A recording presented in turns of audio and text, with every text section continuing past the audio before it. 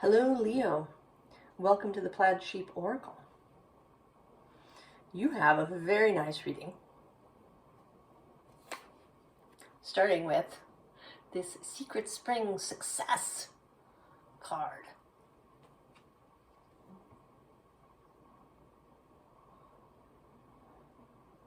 Right, and the Secret Spring is, right, a spring of water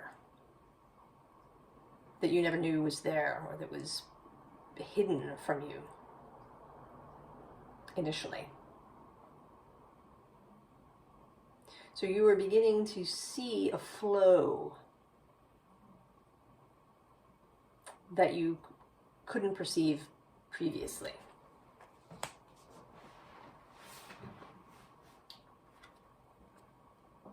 With this focus, you have been, really, I hate the phrase doing the work. I don't know what I can substitute for it. If you have a suggestion, please put it in the comments.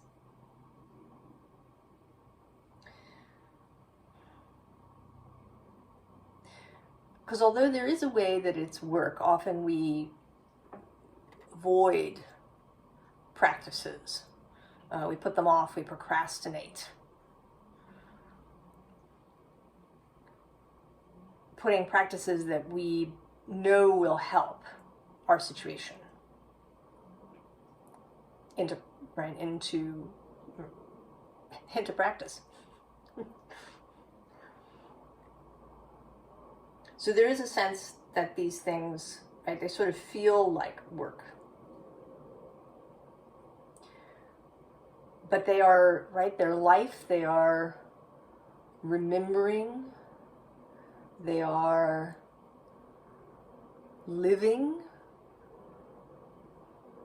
fully, they are integrating.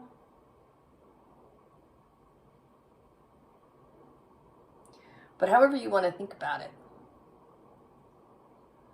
you can certainly think about it as doing the work.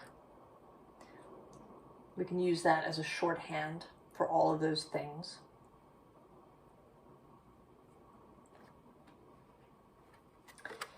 And below that, we have the Ganuka date. I've probably mangled that. Blessings, right? It's about a fish that grows bigger. So there is, right, these hidden blessings. And at the bottom of the deck is this Hydra regeneration card. And this is coming through two ways. One, in the classic story of Hercules battling the Hydra. You know, he cuts off one head and two grow in its place. And it isn't until his nephew Aeolus suggests cauterizing the sliced off head that he is able to prevail. So, right, a good idea showing up. You've been doing something and it's not working and it gets worse, and you know, every time you think you've done a thing, it gets worse, and then somebody shows up, an idea, somebody says something, and you're like, oh, that's it. So it could be that you were looking for just the right practice. Or it could be that you needed to hear something in several different ways before it really came through. I've certainly had that experience. I've, you know, maybe read about some spiritual principle many different times, and then suddenly I read a thing and then it like clicks into place. So there's that. But then there's kind of the Hydra's perspective, if we forget Hercules, that, right, there is no defeat, right? If you cut off the Hydra's head, it gets two more. There is always another option to be had. Right? If you cut off a head in the sense of, you know, procrastinating on doing a particular practice. It will spring up again. And so all of these things that maybe have been haunting you, we have this grief banshee card.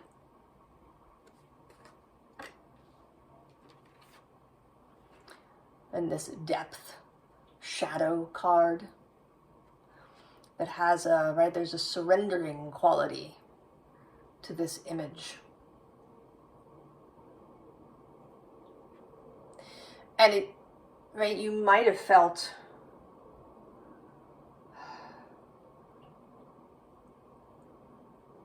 powerless, perhaps. That's sort of coming up here in this Hades card that is the underworld. And sort of feels maybe like the unconscious. Right? That Jung quote. If you do not make the unconscious conscious, it will rule your life and you will call it fate.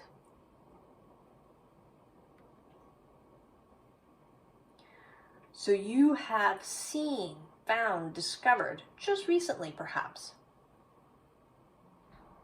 some unconscious pattern or the reason for a pattern that you have. Something, right? That's another aspect of this secret spring. You know, I actually had some plumbing repairs recently with a delightful plumber. We had a lovely chat while he was doing his thing. And he said that, you know, when choosing, you know, electricity or plumbing, electricity seemed, you know, kind of a little scary, so he went for plumbing. But I've always thought of plumbing as the scarier thing, right? A plumbing repair is, you know, you kind of can't wait if it's, right, if it's like a leak. It gets everywhere. Water gets everywhere. So if you've had some sort of metaphorical leak of maybe grief or pessimistic or cynical thoughts, or, you know, some vibration like frustration,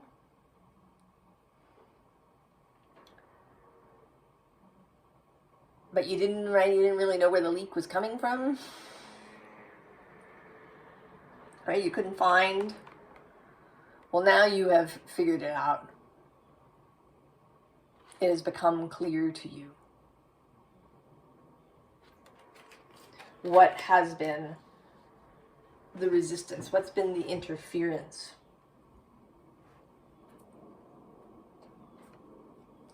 And I think that you've gotten to this place. Here with this deer, that you got kind with yourself. You didn't turn on yourself when you maybe fell into an old pattern. You didn't scold yourself or yell at yourself or criticize yourself. Instead, you got curious. Here with this novice underneath. You got curious. What don't I know? Right? Fear is actually below the novice. Right? Is there some hidden fear, some hidden something that I haven't seen before? Something that has been, leaking. Right? Growing mold behind the drywall.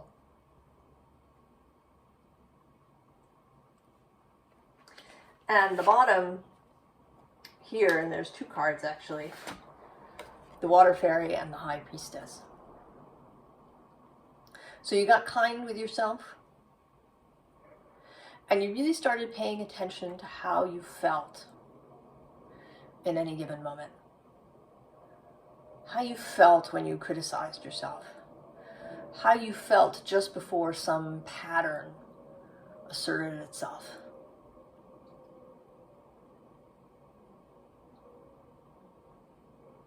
What was the feeling? And this kindness, this self-love has let you see so much more than any digging or scraping that you've done in the past. And then we have the cat, which says independence, healthy boundaries.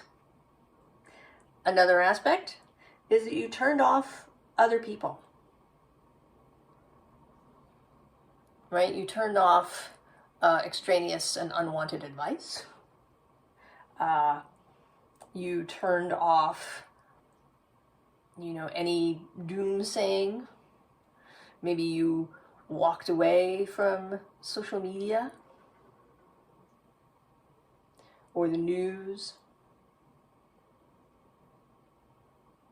Have you experienced that? Right? Like, you shouldn't go and read that. It's just going to make you upset. But it's almost, right, it's kind of like an addiction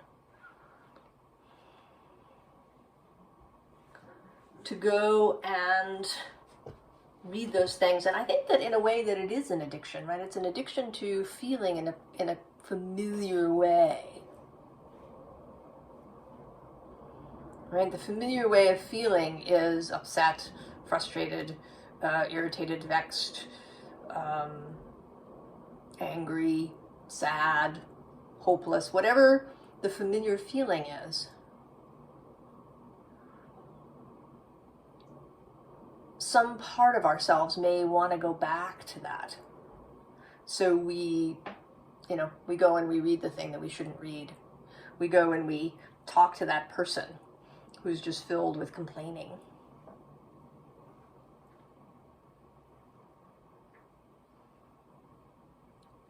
And you have stopped that. You have put up boundaries.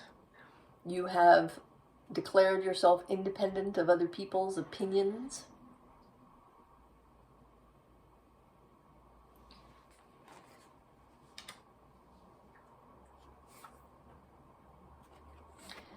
And then with the goblin, which says the wounded human ego, you have looked at this aspect of yourself more clearly. Rather than trying to shove him away or ignore him or, really get down into the mud with him and have a complaint-a-thon. You've taken a good look, right, as a witness to what is happening when you have these patterns that come up.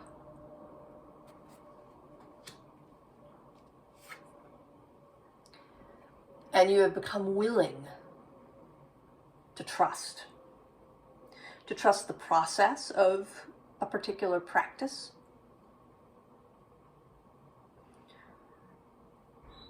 to trust your own feelings more, to trust that you can discern these feelings, that you can discern the way forward from here. Right? A willingness to be kind, a willingness to look openly, a willingness to trust. And so here we have these two eights. The 8 of materials and the 8 of emotions. And I think that in the past, you kind of tried all the things. Maybe you Maybe you had many practices that you were doing. You know, you had a meditation and a manifestation thing, and then a divination, and right? Maybe there were lots of things. Maybe you were reading lots of different books. You know, every time a video popped up in your YouTube feed about, you know, this thing, you would watch it, right? Trying to accumulate as many different opinions and perspectives and processes that you could. And it was too much, right? The focus kind of then was about the, right, kind of about the process. Also, it made a much bigger focus then to the problem as you perceived it. And at some point, quite recently, maybe even in just the past couple of days, you just dropped all that stuff. You just dropped it and walked away into this landscape.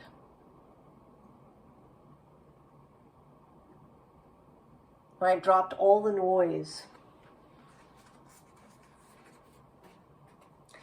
And at the bottom of this deck is you.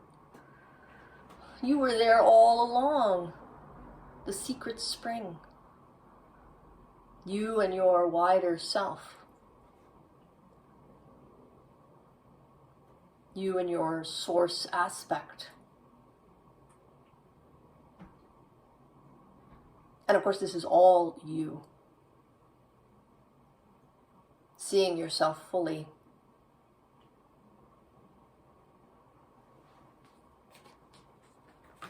So another thing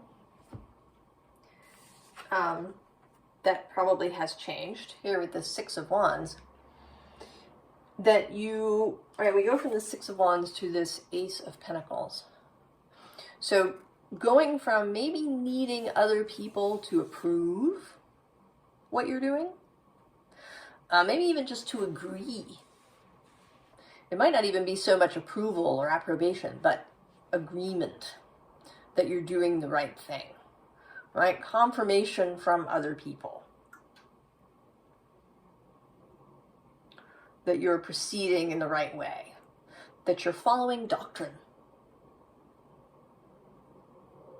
You know, and there are many things that we think of just as common knowledge, or, you know, that kind of appear in many different spaces,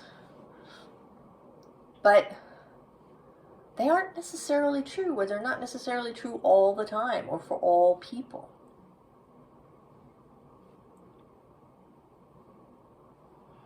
Right? Something can become, you know, kind of the received wisdom, or the, you know, what everybody thinks is true, and they, you know, they pass it on in teachings from one to another.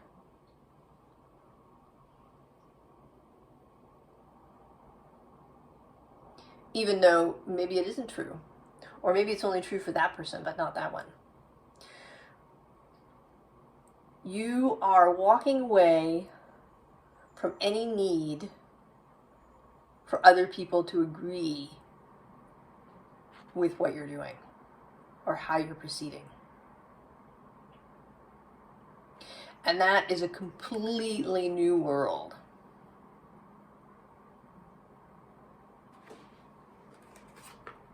In fact, it is so completely new that we get the Tower. Revelation. And I usually see these lightning bolts as kind of going both ways. Both as this revelation, right? Some, right, ceiling that kept you in, breaking apart, and this revelation arriving. But also as your energy exploding outwards, suddenly in greater connection with Source.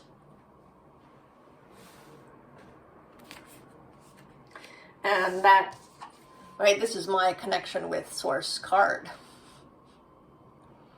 Right, there you are. And you are held by your wider self.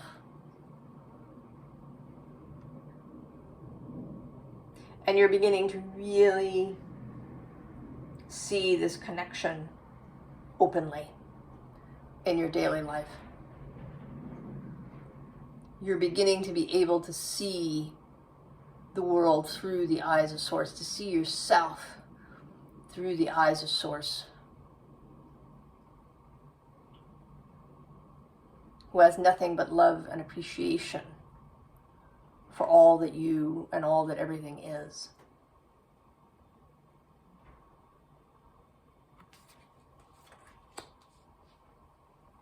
So, we have a little bit of an astrological thing here that may mean something to everybody or to some people, or I don't know.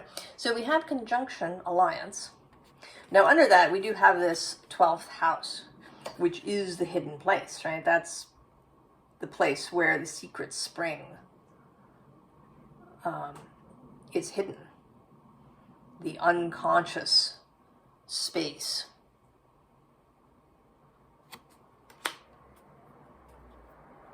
So, conjunction. And then at the bottom of the deck, we have Pallas Athena. And she is currently in Scorpio, which is our next card. And she was just conjunct Venus on December 12th. So there's something there about Venus, right, who spent her retrograde in your sign, Leo, this past summer. She spent 4 months there, I think it was. A long time. I think it was 4 months. Maybe I'll write the dates in the description.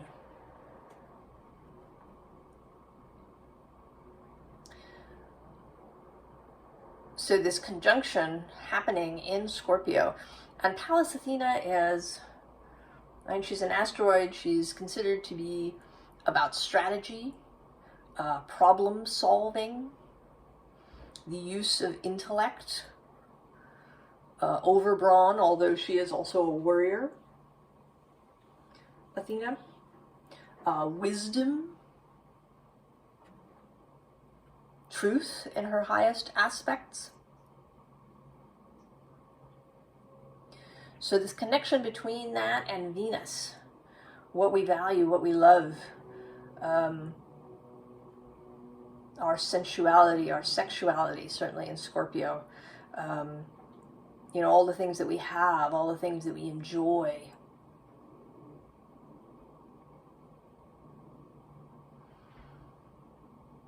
So maybe thinking about that, considering it, problem solving in this scorpionic investigative way. Now then, we get Cancer. And the moon is going to conjunct Pallas on January 6th. The Epiphany in the Christian tradition, when the 3 wise men arrive with their gifts. The 3 magi. And the moon is Cancer's planet. So perhaps astrologically there is something between now and January 6th. There may be some extra revelation. There may be some event that occurs. You may want to have a look where Scorpio is in your own chart if you have planets there. And then there's also just this sense of water again. The secret spring of Scorpio and Cancer.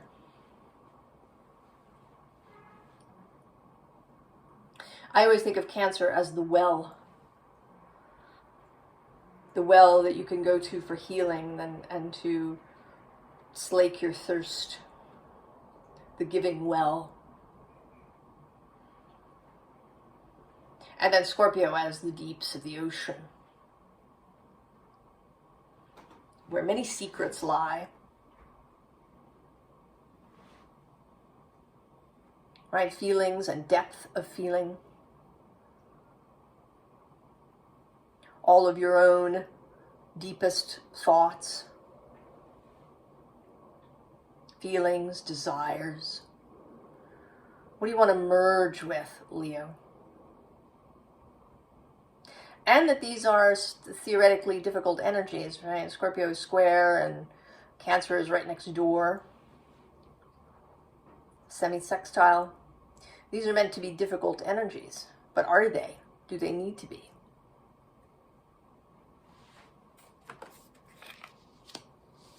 I think you're discovering that they don't. And then kind of strength appears again in this dignified card.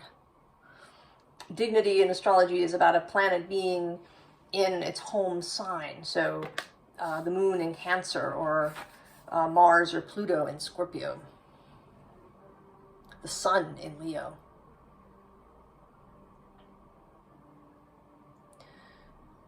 So this being at home with yourself is what gives you strength and dignity.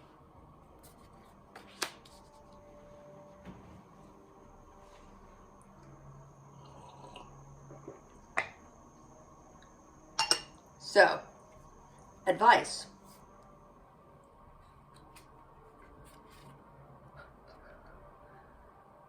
I don't know if you can hear it, but the Star Wars Imperial Theme is playing from somewhere outside. Or at least that's what it sounds like. Maybe it's some other piece of music, but it's like this march announcing. Maybe it's announcing, right, Leo's new arrival.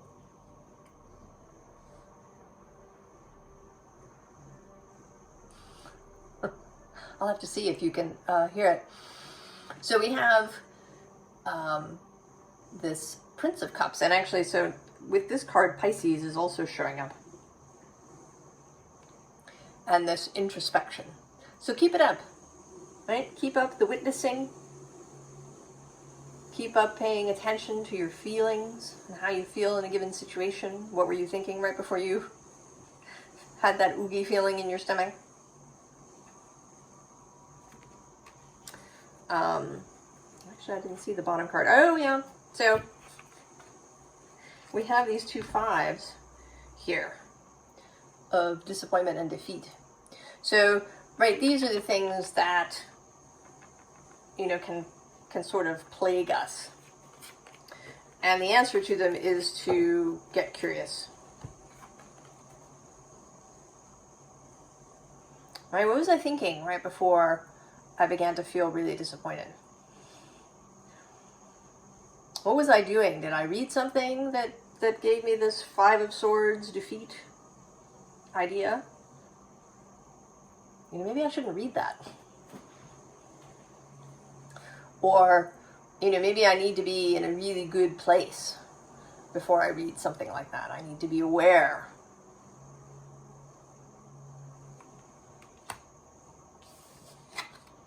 Exploration with this Page of Wands. Explore, experiment.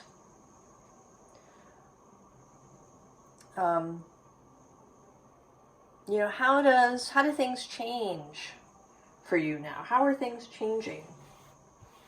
Are you having, you know, generally better experiences with people? When you go out, do you meet up with really friendly people who smile and greet you?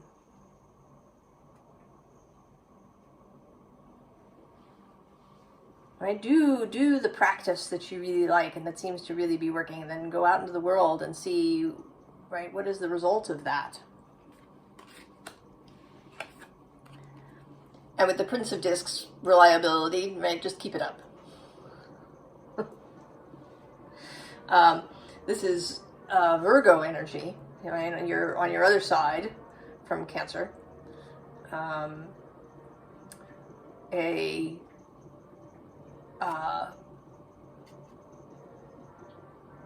faithfulness, a devotion to the path. Right? Keep it up.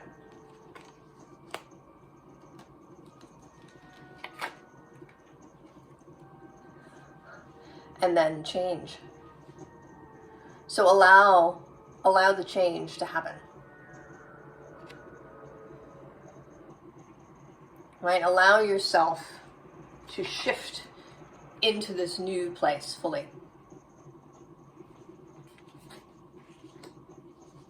And get excited about the change, I want to say.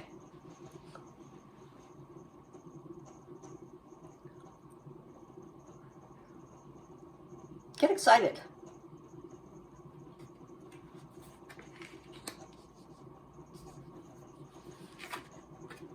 Last but not least, fulfillment. 9 of Cups.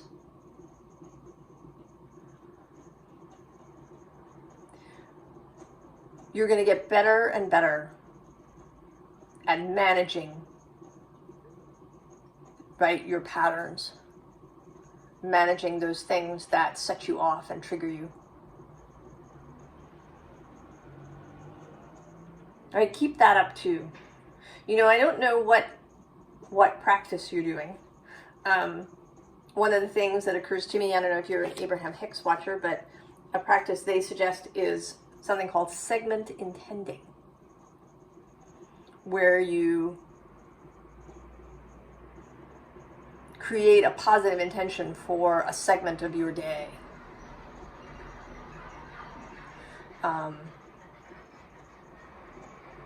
You know, I'm going to easily catch the train.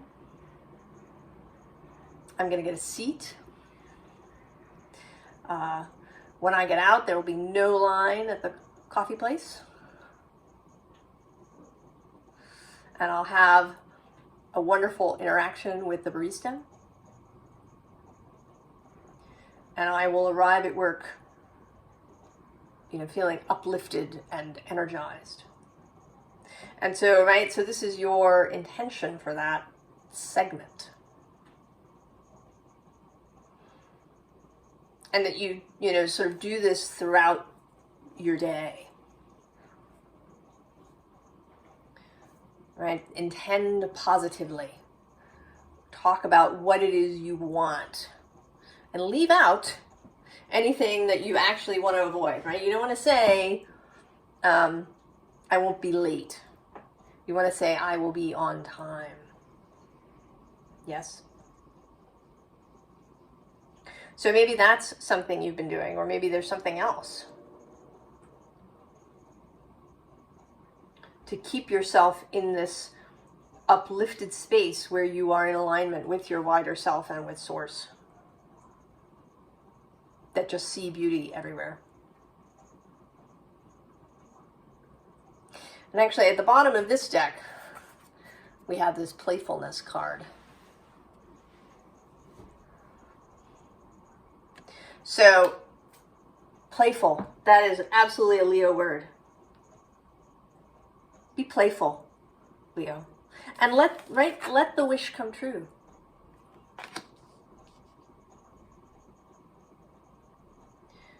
So I wish you much success, Leo. And I will see you, I don't know, in the new year, maybe before. The next round of readings begins December 26th. But I wish you all the very, very best, Leo.